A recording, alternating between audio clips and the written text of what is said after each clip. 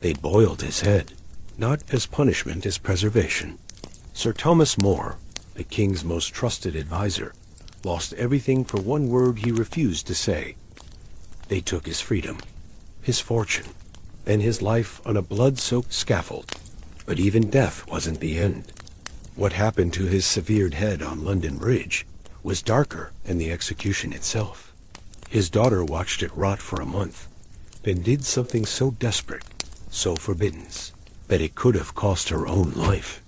If you want the full story they don't teach in history class, hit subscribe now.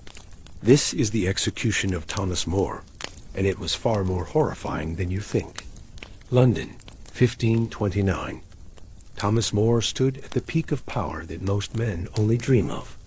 At 51 years old, he became Lord Chancellor of England, the highest office in the realm, second only to the king himself. Henry VIII trusted him more than any man alive. They had walked in the palace gardens together, discussing philosophy and theology until midnight. The king had once surprised More at his home in Chelsea, draping an arm around his shoulders like a brother. More was brilliant, witty, devoted, the perfect servant. But Henry VIII wanted something More could not give him. The king's obsession with Anne Boleyn had grown into a fever. Catherine of Aragon, his wife of 20 years, had given him only one surviving child, a daughter. Henry needed a son. He needed an heir. And he needed the Pope to annul his marriage so he could marry Anne. When Rome refused, Henry made a decision that would fracture England forever. He declared himself supreme head of the Church of England, severing ties with the Catholic Church, rewriting the laws of God to suit his desires. More watched in silence as the king tore apart everything he believed in. In May of 1532, he resigned as Lord Chancellor. He gave no public reason, claiming only illness and exhaustion. But everyone knew the truth. More would not support Henry's break from Rome. The king's affection curdled into something darker. On June 1st, 1533, Anne Boleyn was crowned Queen of England in Westminster Abbey. Every nobleman, every official, every person of importance was commanded to attend. More stayed home. It was a calculated insult, a public rejection of everything Henry had done. The king did not forgive insults. Then came the oath. In 1534, Parliament passed the Act of Succession, declaring Anne Boleyn's children legitimate heirs to the throne. But the oath required more than that. It required men to swear that Henry was supreme head of the church, that the Pope had no authority in England, that everything Henry had done was righteous and ordained by God. More refused to take the oath. He did not speak against it. He did not write pamphlets or preach rebellion.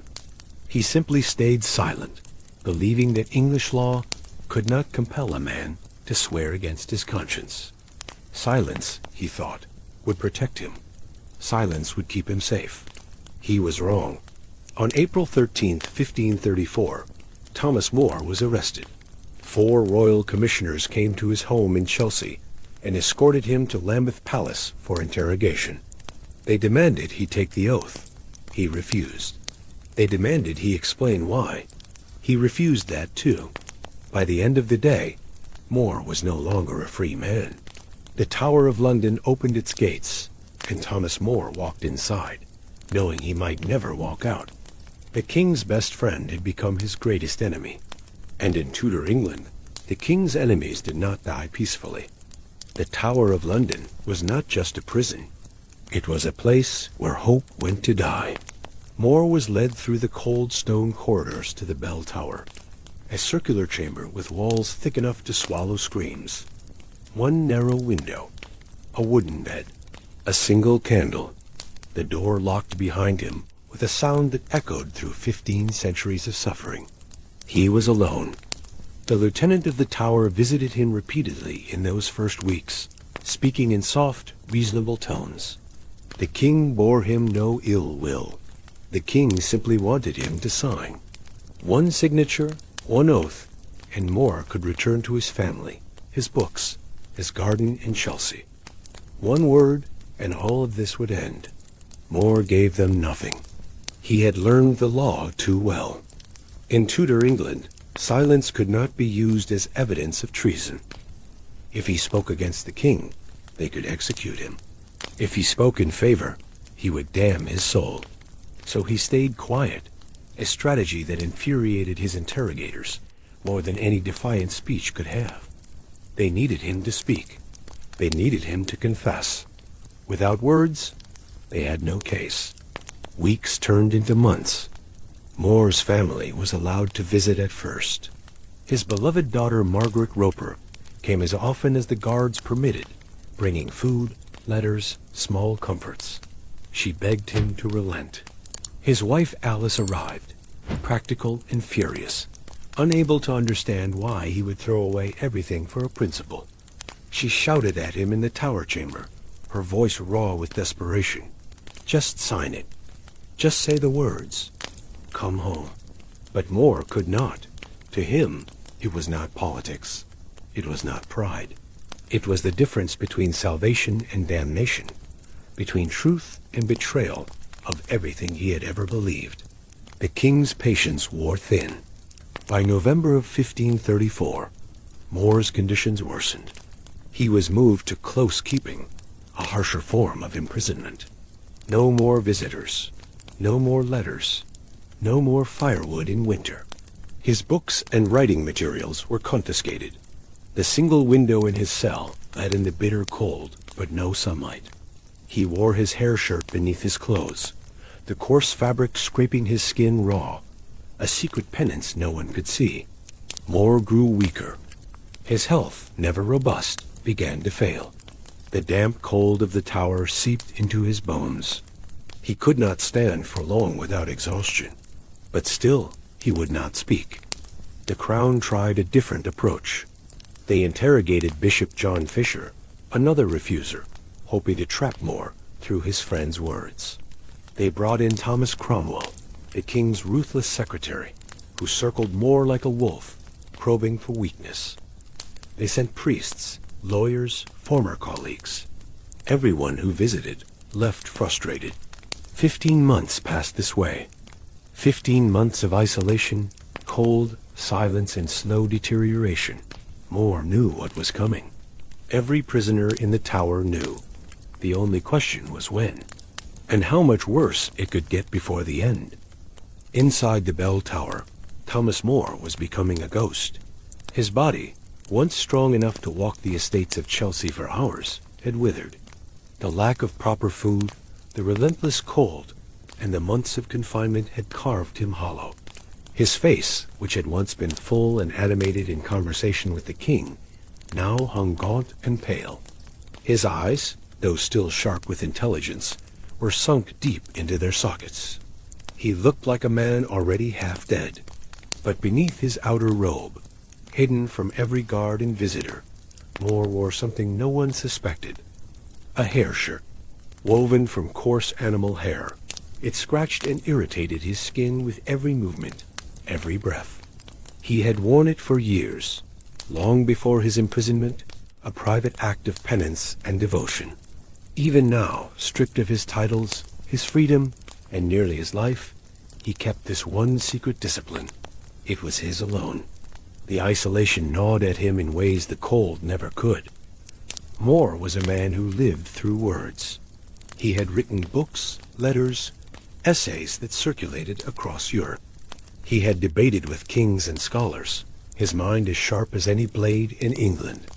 But now, in close keeping, he had no pen, no paper, no voice. The silence he had chosen as legal strategy had become his entire existence. He could not write to his daughter. He could not read. He could not even pray aloud without the guards listening through the door. Time moved differently in the tower. Days blurred together in the dim light. There was no work to fill the hours, no conversation to mark their passing. Just the sound of his own breathing and the distant echoes of footsteps in the corridor outside. Some prisoners went mad in these conditions.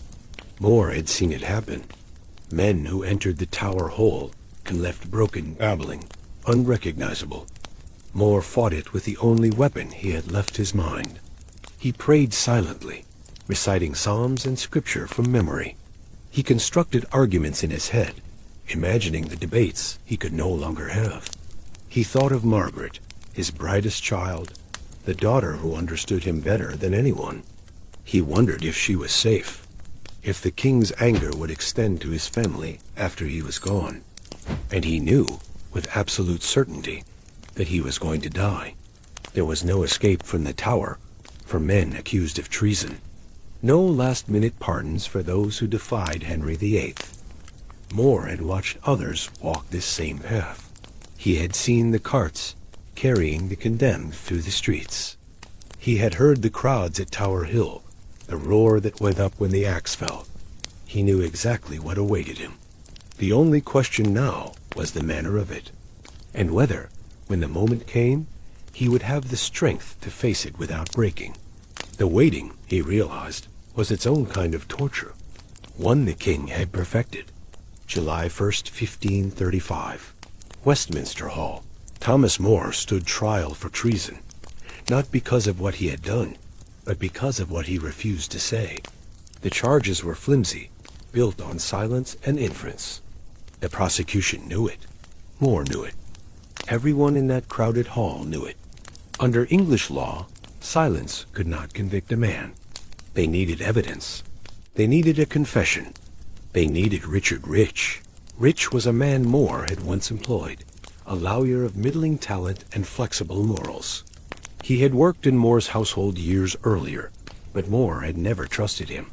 There was something hollow behind Rich's eyes, an emptiness where principle should have been. Now, that emptiness would prove useful to the crown. Rich took the stand and lied. He testified that during a private conversation in the Tower, More had explicitly denied the king's supremacy over the church. He claimed More had said the Parliament had no authority to make Henry the head of the church, that it was an offense against God. It was exactly the confession the crown needed, and it was entirely fabricated. More rose to defend himself, his voice steady despite his weakened body. He dismantled Rich's testimony piece by piece. Why would he, who had refused to speak to the king's own commissioners, to Archbishop Cranmer, to Thomas Cromwell himself, suddenly confide in Richard Rich, a man of no importance? Why would he break 15 months of strategic silence for someone he barely trusted? The courtroom listened, but it didn't matter. More turned to Rich directly, his words cutting through the hall like a blade. If this oath you have taken be true, then I pray I may never see God in the face, which I would not say were it otherwise for anything on earth. He paused, letting the weight settle. Then he asked the question everyone was thinking. Can it therefore seem likely to your honorable lordships that I would, in so weighty a cause, so unadvisedly overshoot myself as to trust Master Rich, a man I had always reputed for a person of little truth? Rich did not flinch. He had already been promised his reward. Within weeks of the trial, he would be appointed Attorney General of Wales. The price of his soul had been negotiated and paid. The jury deliberated for 15 minutes. Guilty. The Lord Chancellor stood to pronounce sentence. But before he could speak, More finally broke his silence.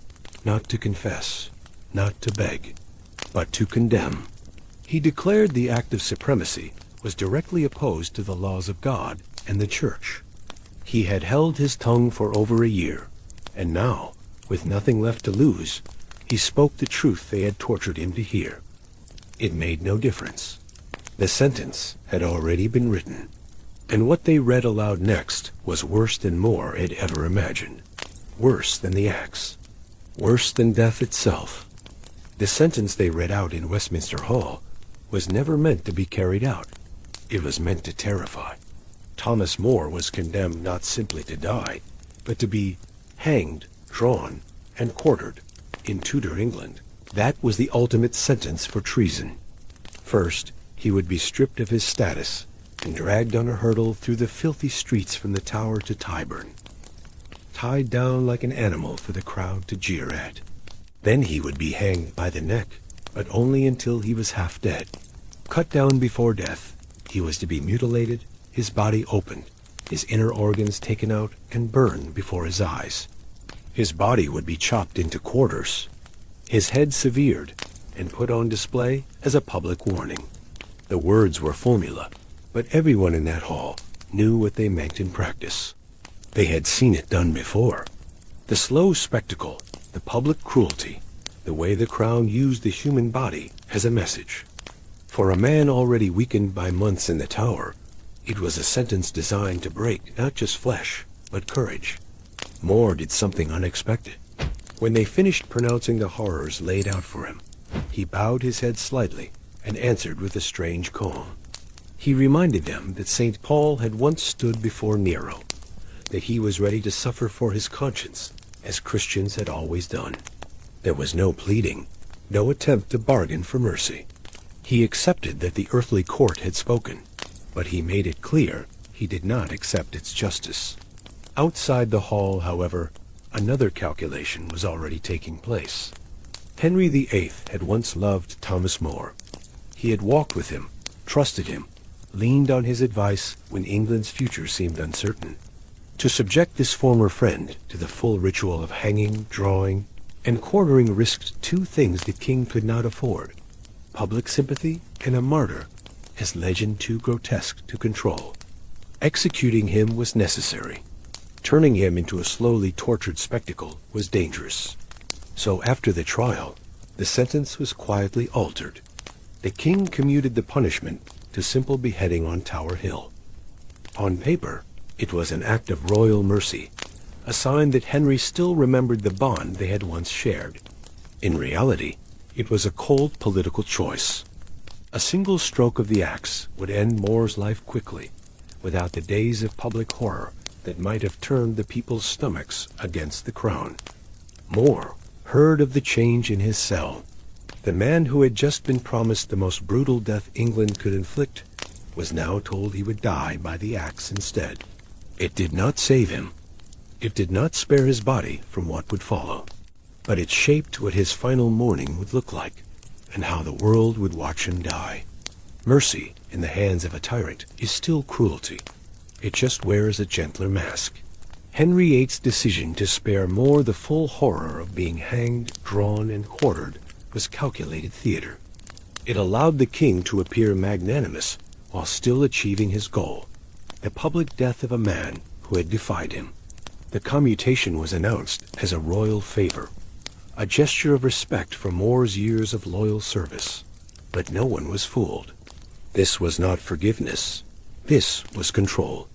Beheading, though quicker, carried its own deep humiliations. In Tudor England, execution by the axe was reserved for nobility and high-ranking officials. It was considered an honorable death compared to the drawn-out torture of commoners. But that honor was hollow. The condemned still died in front of a crowd. Their final moments were still a public spectacle, their bodies still left to the mercy of the state. And what happened after the axe fell was often worse than the execution itself. More understood this better than most. He had been a judge, a lawyer, a man who had watched the machinery of royal justice grind through lives for decades. He knew that the manner of his death would be crafted to send a message. The king wanted him gone, but not in a way that would ignite rebellion or sympathy among the people. The execution had to look just, efficient, and final. Yet beneath the veneer of this so-called mercy was something darker, a king who could not admit he was wrong. Henry had loved Thomas More. That affection had been real once, before Anne Boleyn, before the break with Rome, before the relentless machinery of ambition turned Henry into something unrecognizable. More had been his intellectual equal, his moral compass, the one man whose approval had mattered. Now, that man sat in a tower cell waiting to die, and Henry could not bring himself to let him suffer the absolute worst. Not because of compassion, but because of the ghost of who they had once been to each other. But the king's restraint had limits. More would die on Tower Hill, not at Tyburn. That alone was telling. Tyburn executions were grand, bloody public festivals, where thousands gathered to watch traitors meet their end in agony. Tower Hill was closer, quieter, more controlled. The king wanted more dead, but he did not want the spectacle to spiral beyond his grasp. He wanted the execution to happen quickly, witnessed by enough people to prove it was done, but not so many that it became a moment of dangerous public emotion. So the date was set, July 6th, 1535, 5 days after the guilty verdict. 5 days for More to prepare his soul, to say what farewells the guards would allow, and to ready himself for the walk to the scaffold. The king had given him the axe instead of the rope, but the axe still fell. And what came after, what they did to his body, his head, his memory, was where the real horror began. Dawn broke over the Tower of London on July 6, 1535, cold and gray. Thomas More had not slept. He had spent the night in prayer, kneeling on the stone floor of his cell, whispering the words of songs he had memorized as a young man. His knees ached. His body, worn down by 15 months of imprisonment, trembled with exhaustion. But his mind was clear. He knew this was his last sunrise. At 9 in the morning, the door to his cell opened. Sir Thomas Pope entered, a man More had known for years. Pope's face was pale, his voice unsteady as he delivered the message from the king. More was to die before noon. He was to be taken to the scaffold on Tower Hill. And the king, in his final act of control, had given one last order. Keep your words brief. No long speeches, no public sermons. Henry did not want More's voice ringing out across the crowd, stirring doubt or sympathy. He wanted this done quietly. More received the news without flinching. He thanked Pope for his kindness and asked for a moment to dress. He chose a plain gray woolen robe, simple and unremarkable. No fine fabrics, no symbols of his former status. Beneath it, hidden as always, was the hair shirt he had worn against his skin for years. He picked up a small red wooden cross, holding it loosely in his hands. It was the only possession he would carry to his death. The walk from the bell tower to Tower Hill was short only 200 yards, but every step was agony. More's legs, weakened for months without proper food or exercise, barely supported him. He leaned heavily on a wooden staff, moving slowly through the fortress grounds. Guards flanked him on both sides, not out of fear he would run, but because he might collapse before reaching the scaffold. The summer air, warm and thick, felt foreign after so long in the cold damp of his cell. He could hear the crowd before he saw them. Hundreds of people had gathered at Tower Hill, maybe more. Executions were public events, and word had spread quickly that the former Lord Chancellor would die today. Some came out of curiosity, others out of respect. A few whispered prayers as More passed, crossing themselves when the guards were not looking. The king had ordered discretion, but the people had come anyway. And then More saw at the scaffold, a raised wooden platform, stark and bare, standing against the pale sky.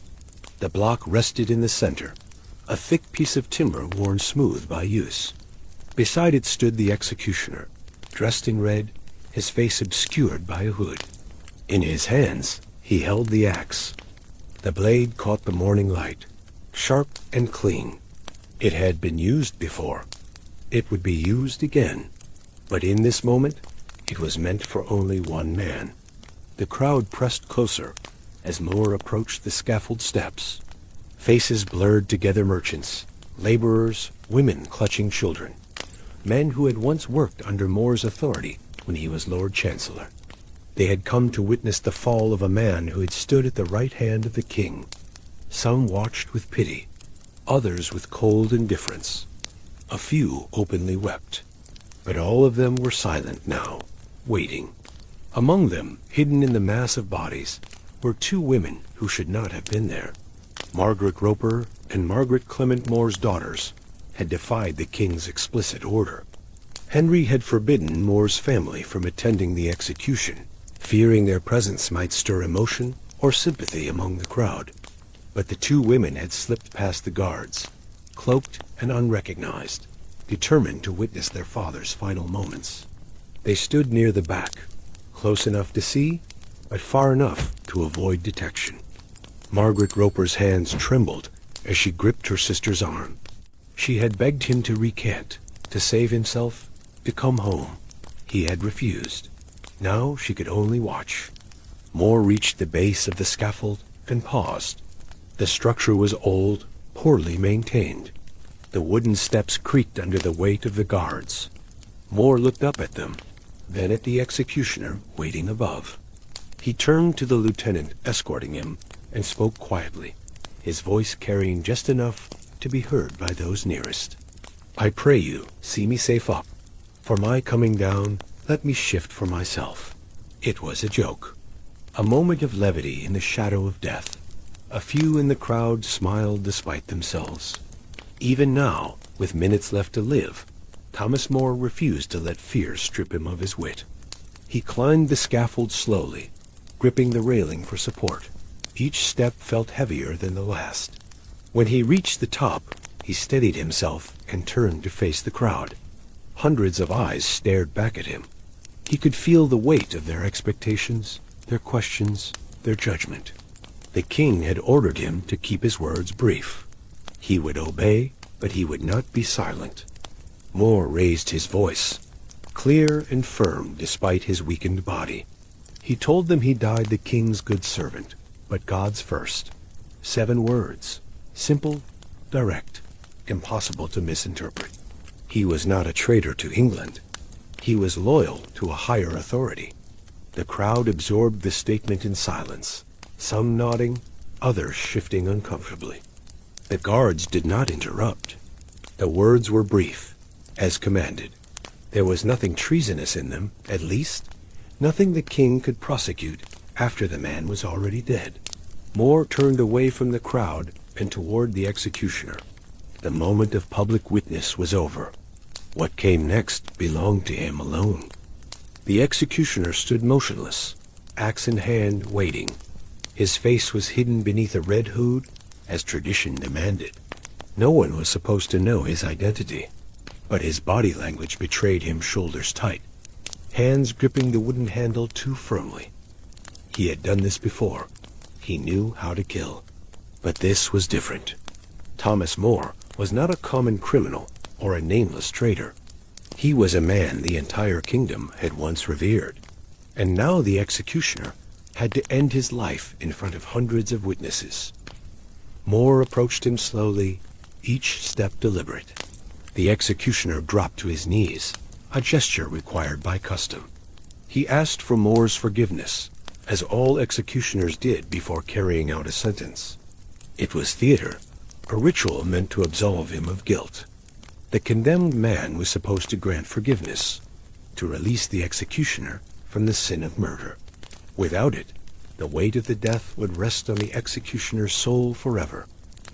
Moore looked down at the hooded man kneeling before him. For a moment, he said nothing. The crowd held its breath. Then Moore spoke, his voice gentle, almost kind. "Pluck up thy spirits, man, and be not afraid to do thine office. My neck is very short. Take heed, therefore, thou strike not awry, for saving of thine honesty." Another joke. Even here, with the axe gleaming in the executioner's hands, Moore could not resist. But beneath the humor was something else, a reassurance. He was not angry. He did not blame the man for what he was about to do. The executioner was simply a tool in the king's hand. Moore understood that, and he wanted the man to know he held no malice. The executioner rose, visibly shaken, and stepped back. Moore knelt down carefully on the scaffold, his knees finding the worn wood where so many others had knelt before him. He adjusted his position, making sure his body was stable. The block was low, barely a foot off the ground, forcing him to lean forward awkwardly. His neck, thin and exposed, rested against the rough timber. He could feel the grain of the wood against his skin, the splinters, the faint dampness from morning dew. He closed his eyes and began to pray. His lips moved silently, reciting Psalm 51. Have mercy upon me, O God, according to thy loving kindness. According unto the multitude of thy tender mercies, blot out my transgressions. The words were private, meant only for God. The crowd could not hear them, but they saw his composure, the steadiness of his breath, the absence of panic. Moore finished his prayer and opened his eyes one last time. He reached forward with both hands, stretching his arms out along the scaffold floor. It was the signal. He was ready. The executioner lifted the axe high above his head, the blade catching the light. The crowd fell silent. Even the wind seemed to stop, and then, in one swift motion, it was over. The axe came down in a single stroke. It was clean. Precise. The executioner had done his job well. Moore's body slumped forward onto the scaffold, lifeless. The crowd released a collective breath, some gasping, others covering their mouths. A few turned away, but most kept watching, unable to look away from what came next. The executioner bent down and lifted Moore's severed head by the hair. He raised it high above his head, turning slowly so the entire crowd could see. His voice rang out across Tower Hill, loud and formal, the same words spoken at every execution for treason. Behold the head of a traitor. The declaration hung in the air like a challenge, but the crowd did not cheer. There were no shouts of approval, no jeers or mockery, just silence.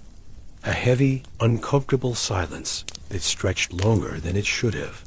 These people had seen executions before. They knew how to respond. But this time, something felt wrong. This was not a traitor. This was Thomas Moore. And everyone standing there knew the difference. The executioner lowered the head, his duty complete. Moore's body was carried off the scaffold by Tower officials, wrapped in rough cloth, and taken to the chapel of St. Peter at Vincula, inside the tower walls. There, in an unmarked grave beneath the stone floor, his body was buried with little ceremony. No elaborate funeral, no monument. Just a shallow grave among dozens of others who had met the same fate. The king wanted him forgotten, but his head would not be buried. By law, the heads of executed traitors belonged to the crown. They were not meant to rest in peace. They were meant to serve as warnings, displayed in the most public places in London, so that anyone passing by would see what happened to those who defied the king. Moore's head was taken from the scaffold, still dripping, and handed over to the authorities responsible for preparing it for display. And that preparation was more grotesque than most people realized.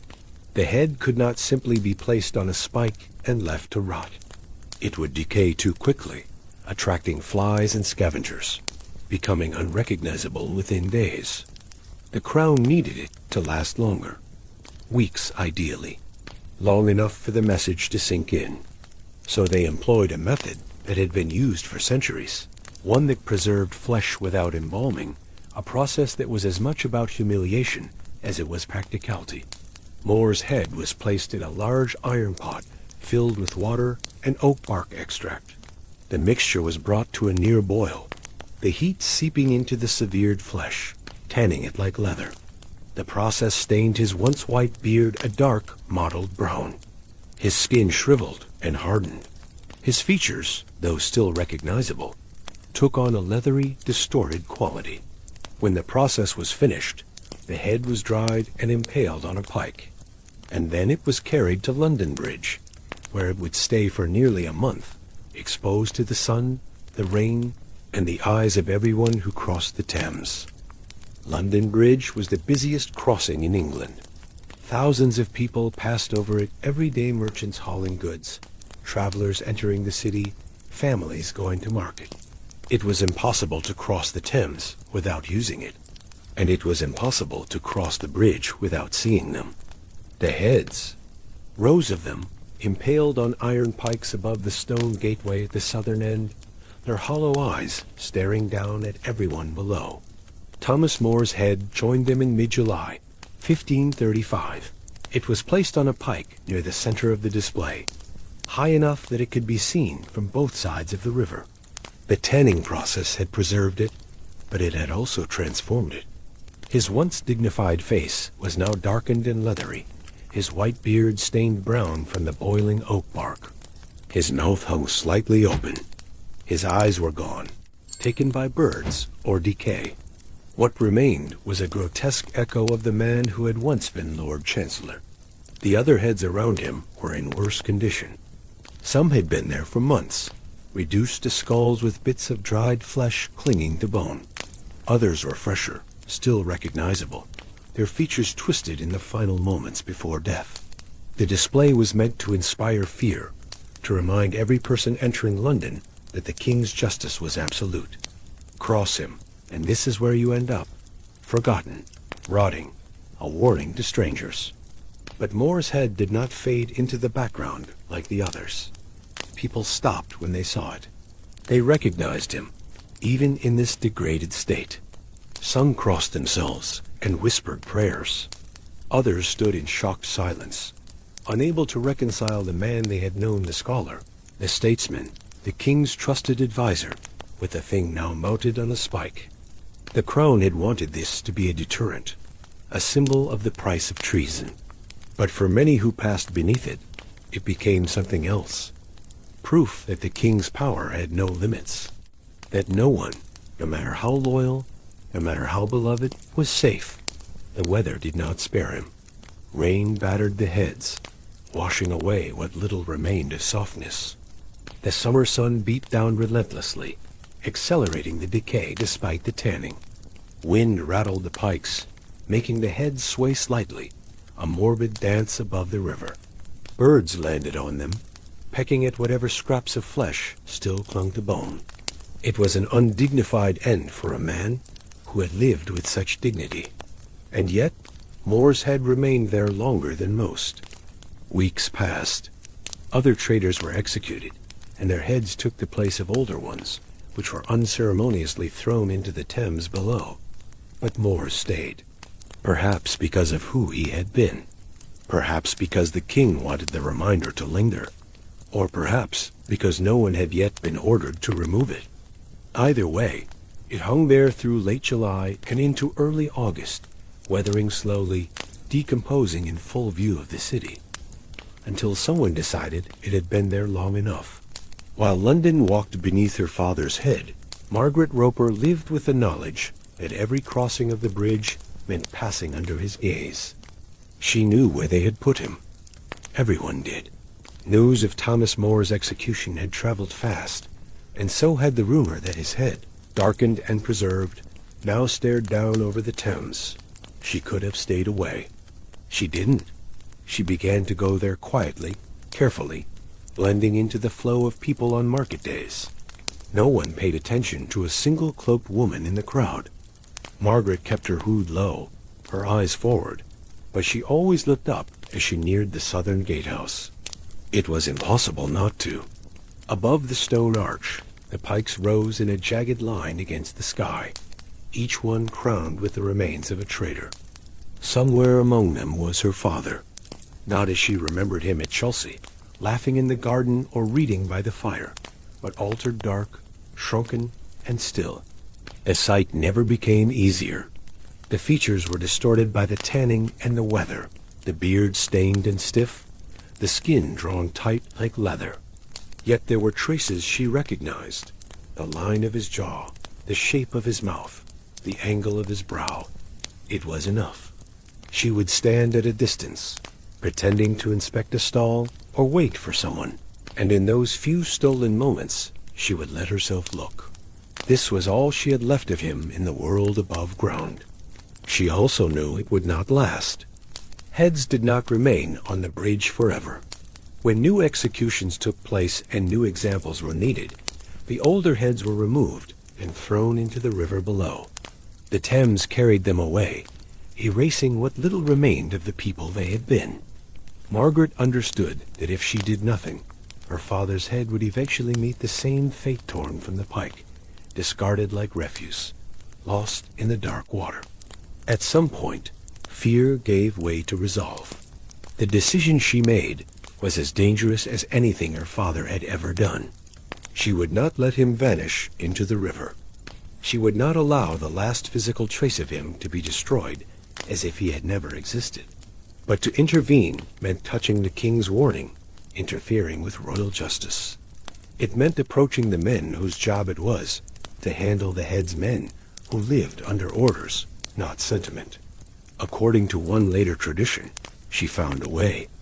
The story says she waited until the day came when her father's head was due to be taken down, when another traders would replace it on the pike.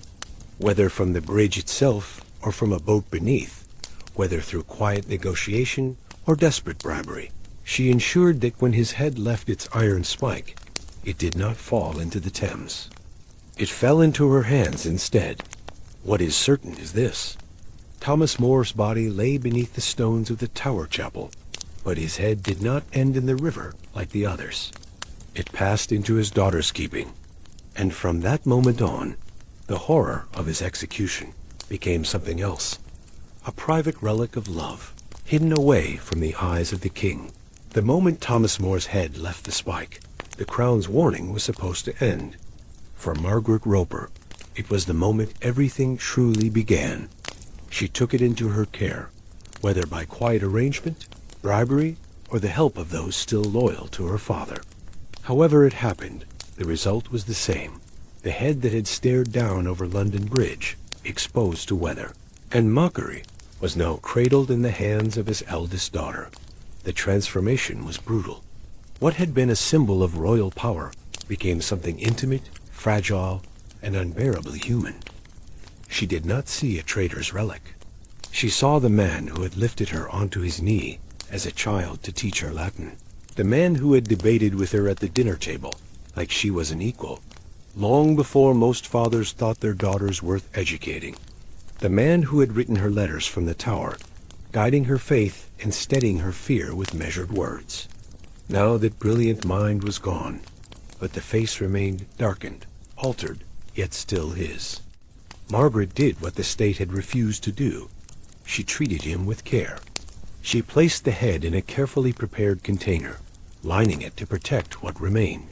Tradition says she preserved it with spices, as best she could, to slow the decay and hold on to his features before time erased them completely.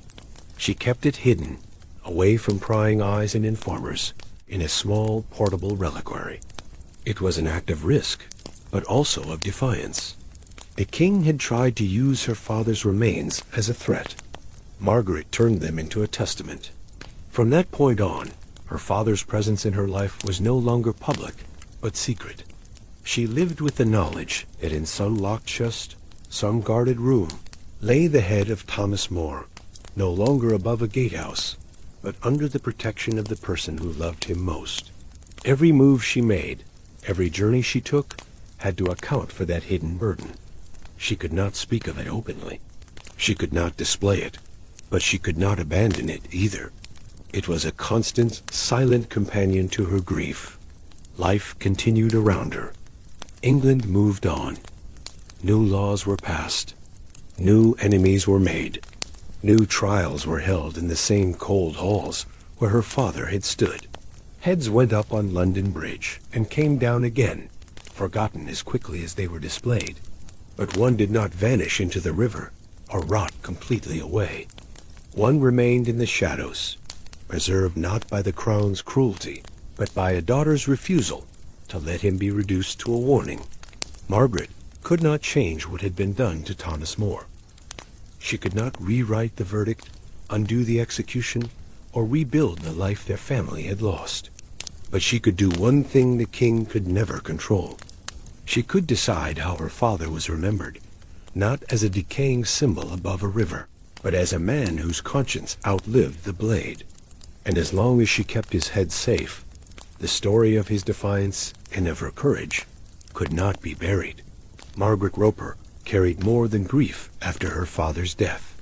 She carried a secret that could destroy her. Possession of a traitor's remains was not a crime explicitly written into law, but in Henry VIII's England, intent mattered more than statute. The king had ordered More's head displayed as a warning. By taking it down and keeping it, Margaret had interfered with that warning. She had turned an instrument of state power into a private memorial. If the wrong person discovered what she had done, if an informer whispered her name in the right ear, she could face interrogation, imprisonment, or worse. So she lived carefully. Her home became a place of measured words and locked doors. Visitors were welcomed with warmth, but never allowed too close to certain rooms. Servants were chosen for loyalty, not convenience. Conversations that might once have wandered into politics or faith now stopped short, redirected into safer territory. Margaret had learned the same lesson her father had. Silence was survival. But unlike him, she could not afford to be caught breaking it. The danger was not abstract. Henry's regime was paranoid, and for good reason. The break with Rome had fractured England in ways the king could not fully control. Catholic sympathizers still existed, hiding in plain sight, waiting for an opportunity to resist. The government employed informers to root them out neighbors, former friends, even family members who might trade a name for favor or coin. Margaret knew that anyone who suspected what she kept hidden could use it against her. One accusation, true or not, and the authorities would come. Yet she did not destroy the head. She did not give it up. There were moments, surely, when the temptation must have crossed her mind. Moments when the fear became too heavy, when the thought of her own children being orphaned by her father as legacy made her question whether keeping his remains was worth the cost. But she never wavered. The head stayed with her, preserved as best she could manage, hidden from the world, but never forgotten. Time, however, changed things. Margaret herself was not immortal. She had a daughter, another Margaret, named after her. And as the years passed, the question of what would happen to Thomas More's head after her own death became urgent. She could not take it to the grave with her. That would mean losing it forever. But she also could not leave instructions that might expose her daughter to the same risks she had endured. The solution had to be subtle, careful, and final. So she made a decision that balanced secrecy with permanence. She would not hide the head indefinitely. She would give it a resting place, not a public monument that would invite attention, but a quiet burial in a location that meant something to the family. Somewhere it could remain undisturbed, unmarked, and safe. A place where, even if the world forgot Thomas More's name, the people who loved him would know where he lay. And that place was closer than anyone outside the family would ever suspect. Canterbury was not chosen by accident. The Roper family had deep roots there. Margaret's husband, William Roper, came from a line of respected landowners in Kent, and the family maintained a home directly across from St. Dunstan's Church in Canterbury. It was a place they knew well, a place where they had connections, where questions would be fewer and trust ran deeper. If Thomas More's head was ever going to find rest, it had to be somewhere the family could protect it without constant fear of discovery. St. Dunstan's Church stood on the main road leading into Canterbury, modest in size but significant in history. It was not a grand cathedral. It did not attract the attention of royal officials or draw the scrutiny that came with more famous religious sites. That made it perfect. The church had a quiet dignity, a place where local families had been buried for generations. The Roper family attended services there. They were known. They belonged. And in a time when loyalty was measured by attendance and appearance, being known meant having cover. At some point after Margaret's death, her daughter took possession of the head. The younger Margaret inherited not just the relic, but the responsibility. She understood what her mother had risked to keep it safe. She understood that the final step burial had to be done carefully, with discretion and without fanfare. The head could not simply be interred in a public grave with a marker bearing Thomas More's name. That would invite questions, investigations, and possibly desecration. It had to be hidden in plain sight. The Roper family vault beneath St. Dunstan's offered the solution. It was a private burial space, reserved for family members, shielded from public access. The younger Margaret arranged for the head to be placed within the vault, enclosed in a lead box to preserve it further. No inscription identified whose remains it was. No record was made in the church ledgers that might draw attention. To anyone outside the family, it was simply another Roper burial, unremarkable and undisturbed. But those who knew understood the truth. Thomas More's head, which had been boiled and displayed on London Bridge, which had weathered weeks of public humiliation, which had been hidden and protected by his daughter for years, now rested beneath the stones of a small church in Canterbury. His body remained in the Tower of London, buried in an unmarked grave among other executed prisoners. But his head, the part of him that had spoken the words that cost him everything, was separate, carried away, and finally laid to rest by the people who loved him most. The location stayed within the family's knowledge for generations. It was not advertised. It was not celebrated. But it was remembered, passed down quietly from parent to child, a secret that linked the living to the dead. And there, in the shadows of St. Dunstan's Church, Thomas More's long journey finally ended.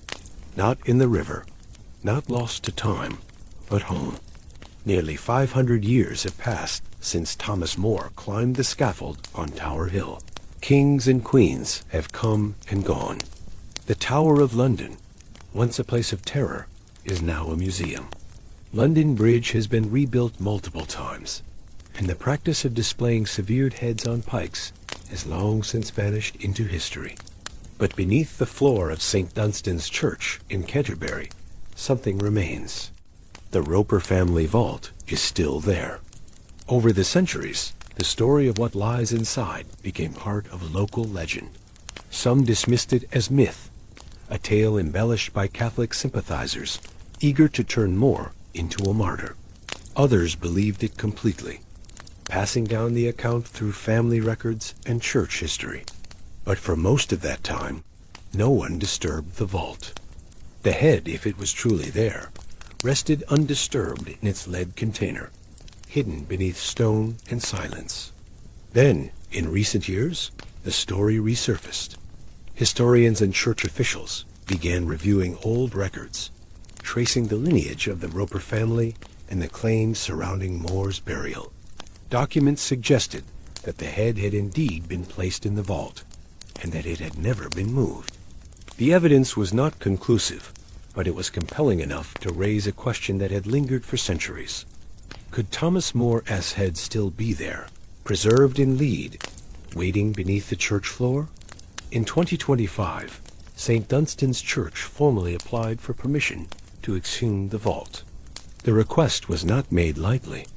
Exhumation requires approval from multiple authorities, including the Church of England and government bodies responsible for historic sites. There are ethical considerations, scientific protocols, and the delicate question of what should be done if the head is found. DNA testing could confirm identity. Carbon dating could verify age. But disturbing a grave, even one this old, is not without consequences. Some argue that More deserves to rest undisturbed. Others believe that confirming his remains would finally close a chapter of history that has remained open for half a millennium. As of now, the vault has not been opened. The application is under review, and the outcome remains uncertain. But the fact that it is even being considered speaks to the enduring power of Thomas More's story. He was a man who refused to compromise his beliefs, even when it cost him everything. A man whose execution was meant to erase him, but whose memory outlasted the king who ordered his death. And a man whose daughter defied royal power to ensure that some part of him survived. If the head is ever found, it will not change what happened on Tower Hill in 1535. It will not undo the trial, the lies, or the blade, but it will prove something the king could never destroy. That love, even in the face of absolute power, can preserve what cruelty seeks to erase. And that sometimes the most horrifying stories in history are also the most human.